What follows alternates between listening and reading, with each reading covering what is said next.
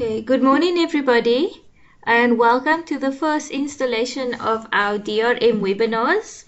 Today we're going to be talking about choosing a presentation style and writing an abstract for the Congress. The tips and the hints that you will find in this webinar will apply to most conferences, but we are specifically promoting the 25th anniversary Psychological Society of South Africa's conference that's going to be happening in September at Emperor's Palace in Johannesburg. Our division is a part of the society and we promote research and methods development in South Africa. My name is Lynn Hendricks. I am the chairperson for the Division of Research and Methodology for the PsySSA Society. I lecture by day, I read a lot by night, and I like to paint, I like to spend time with family, but I also like to work with students, and part of our DRM activities are to mentor students, junior researchers, and to assist people where we can with their research, with promoting dissemination of the research, and helping them think around new research topics. So you might have joined the webinar today because you would like to submit a conference abstract. You're not sure how to write the abstract, or you're not sure which parts fit exactly into the paragraph. You want to present at conference, you know how to write the abstract, but you're unsure as to how you're going to present it. Or maybe you just like to know a little bit more about the abstract submission process to the PsySSA Congress. So we are going to try to cover those 5 areas very briefly. As a follow-up to this webinar, we will be hosting an online chat, which we will promote on our social media platforms. You can find more information on our Facebook page. Just search Division for Research and Methodology on Facebook, and I promise you will find our page. So let's start with what a conference abstract is all about.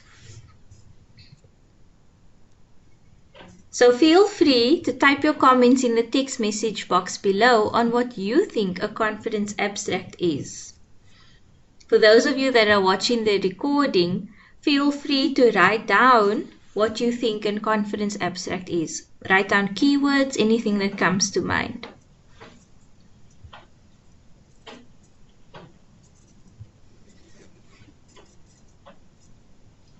So if you thought a conference abstract was an abstract painting, they are kind of similar in that you are trying to summarize your entire research project, whether it took you 2 years, 5 years, 2 months, or was your PhD that took 8 years, into 200 to 300 words. It's how artists try to tell the story in one canvas painting. And it might seem like an impossible task. How do I summarize everything into 200 to 300 words? We like to think of your abstracts as elevator pitches. So you're in an elevator with somebody. Can you tell them before they reach the next floor what your research study is about? I suggest you try that at home. An abstract is a short document that is intended to capture the interest of a potential reader or listener of your paper.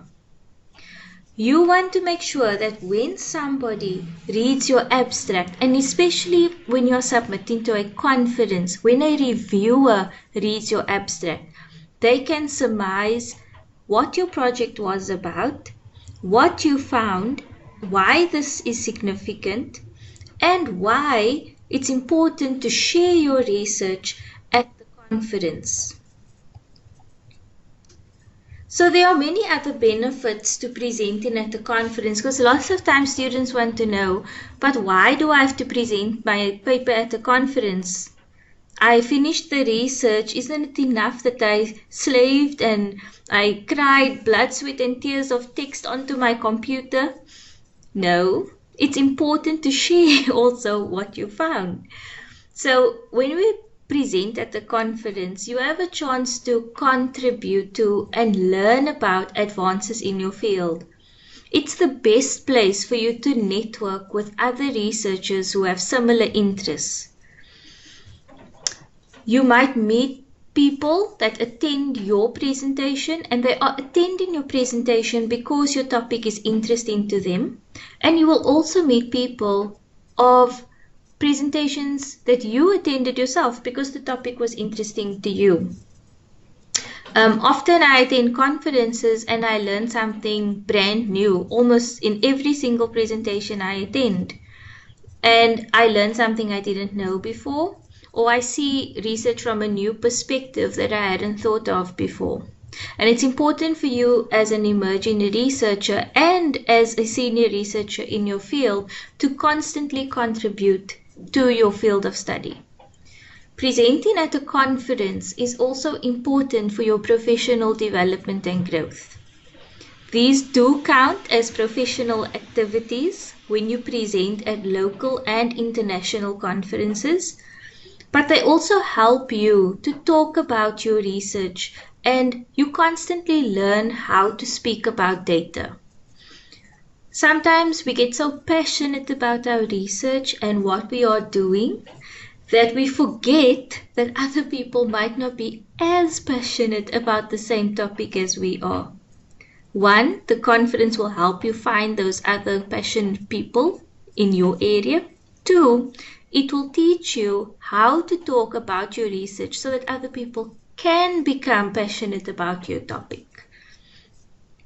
Conferences are excellent networking opportunities and excellent professional growth opportunities. When you search any conference online, they're going to say that they have different submission styles that you can select when you want to join as a presenter. And choosing between those styles do take a little bit of thought. You don't just randomly select them. You decide on your conference style based on the aim of your presentation. So these are the 4 main conference styles that are offered at most congresses. Other conferences may have additional styles, but because we are focused on the PsySSA conference, these are the 4 submission styles you can choose from.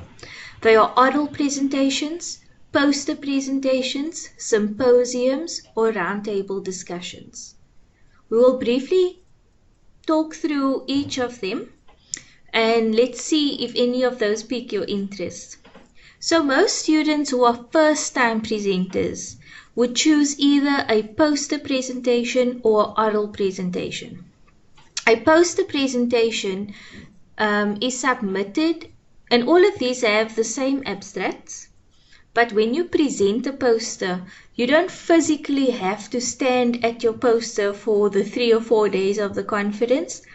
The posters are put up around the conference, and your poster contains information related to your study. They are very extra large size A0 posters.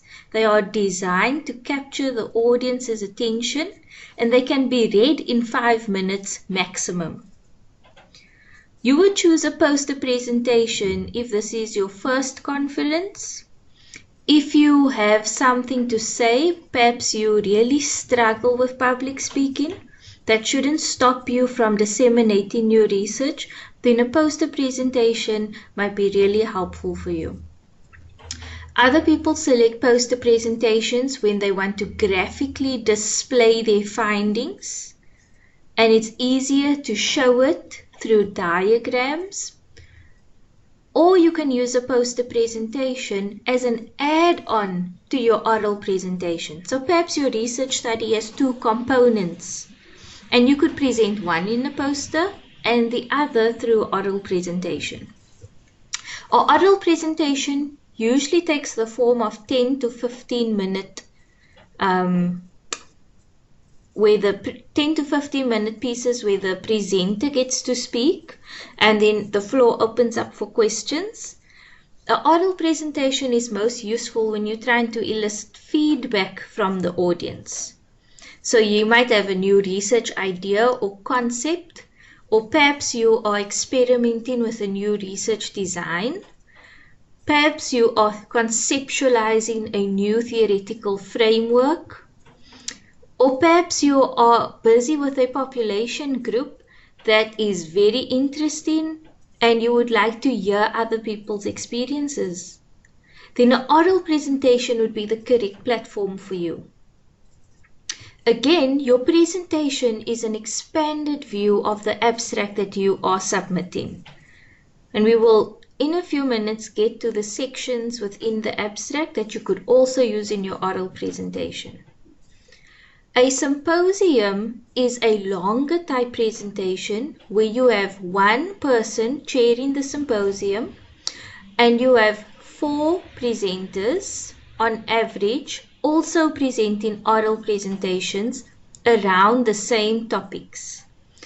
So you might choose as a researcher to showcase a type of research method, or you would want to showcase a research topic, and you find other colleagues, students, and other practitioners who are working around similar interests, and you put together one application for a symposium that contains all the presentations together.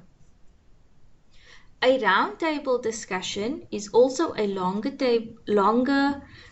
timed presentation, and in a roundtable discussion you discuss issues that are relevant and issues that may come up within the area of research that you are studying. You normally have a discussant and you have 3 or 4 other oral presentations that happen in this discussion, and then the presenters each have a chance to respond to the questions posed by the discussant. As a first-time presenter, I would advise you to choose either the oral or the poster presentation if you are presenting alone.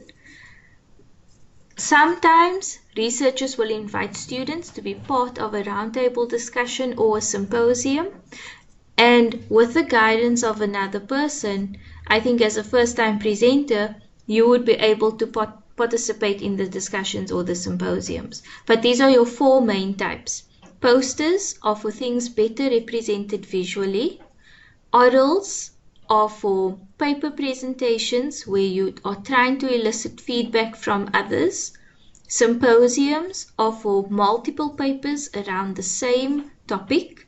And roundtable discussions are for presenters to discuss a relevant topic or a topic of interest to the Congress. So once you have chosen your presentation style because you understand the purpose for each, it's then to formulate the abstract that goes with your selected style of presentation. Now all of these abstracts have the same components, but before you get there, you need to think about these 4 things. You have to know who your audience is. So when we think about the PsySSA Congress, we are thinking about a group of psychologists working in varying fields in psychology, and you want to make sure that your frame and how you frame your abstract is targeted towards a psychology community. You want to invest the time. It's really important to write and rewrite your abstract and have it reviewed by other people. So the DRM does support students who are submitting abstracts and junior researchers who are submitting abstracts to the Congress. At the end of this presentation, you will see our email address. You are more than welcome to email us and ask us for some support with checking your abstracts before submission. Make sure your abstract can be done in an elevator pitch. It's short, it's concise, and it's coherent. And remember that your abstract is a summary of your project, but it also acknowledges all authors of the research project.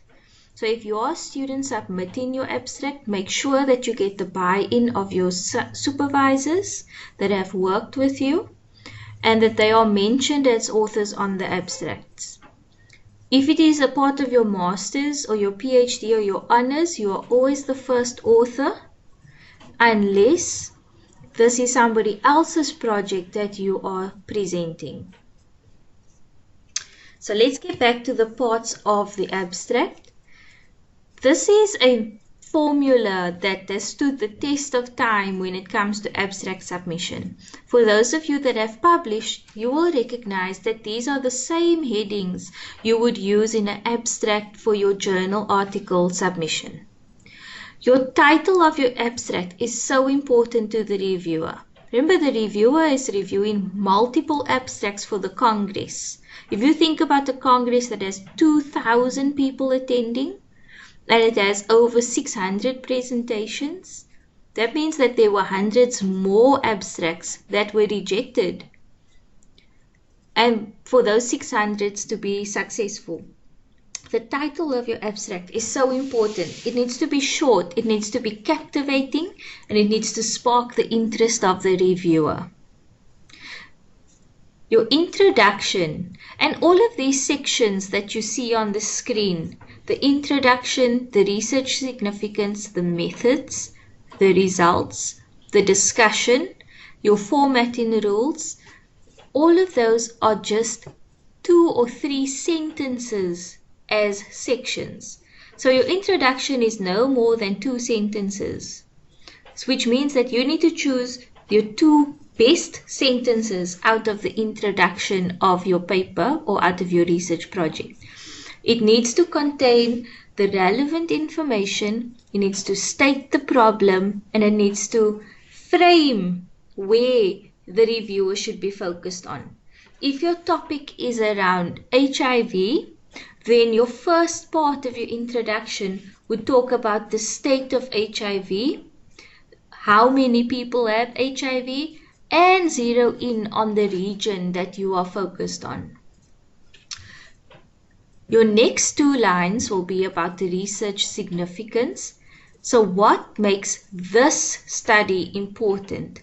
Why is this study important to share at the Congress with other people? Then we move to your methods. Your methods is generally a bit longer, so it's about 4 sentences. But in your methods, you have information around the design of your study, the sampling strategy, you have information around the number of participants, and you have information around any instruments you may have used. Okay, if you look at your research paper and you look at your methods section, and in your methods section you have those subheadings for sample, design, instruments, procedure, and that's for a quantitative study, and data collection tools. Those are the same things that have to be mentioned in your methods section. So it's like you are selecting the terms from your paper and trying to wrap them all up into a 3-sentence little paragraph. Your results, you are not going to be able to represent all of your results in your abstract. You are going to select the best ones, meaning those ones that call on the attention of the reviewer, but you are not going to leave out ones that you consider are bad findings, because there are no such thing as bad findings. All findings are a finding, but in your abstract, you are highlighting the ones that pull the attention of the reader. In your oral, you can speak to all of the other results. Here you are broadly mentioning what you found. And in your discussion, again, 2 sentences, the implications for research and for practice. Okay, again, the discussion is linked to the research significance section, but if you add up all of those sentences, you're looking at about 15 to 20 sentences. You want to make sure that you stick to the formatting rules and PsySSA's website contains the rules for abstract submission. If you put all of those together, you are working towards having a winning abstract for submission. So now you've chosen your presentation style, you've written your draft abstract and sent it around to your author team, you've gotten a review comments, you have attended to the review comments, you've made sure that it fits the 200 to 300 words, you made sure that it fits all the components of a winning abstract, and now you are ready to submit it to the Congress. The website displayed is www.psyssa.com, and you can follow the link for the Congress. When you get to the landing page for PsySSA's Congress, which is the 3rd to the 6th of September 2019, excuse me, there are guidelines for your abstract submission which walk you through the smaller parts of the abstract submission process. If you follow the link, fill in your email address and fill in the other details, you would have successfully submitted your abstract submission. The deadline for abstract submissions are the 31st of March 2019, which is 2 weeks away. So please get writing. I hope this video has been helpful to you. Remember that an effective abstract tells the audience exactly what to expect by presenting the highlights of the entire paper or talk. An effective abstract is clear, concise, and compelling. And your abstract recipe, meaning title, significance, methods, results, discussion, it's scalable. It works equally well for your 2-page executive summaries, and it works equally well for your presentations that you do at the Congress. Thank you for listening. We're now going to open up for any questions that you may have about the abstract submission process and choosing a conference presentation style.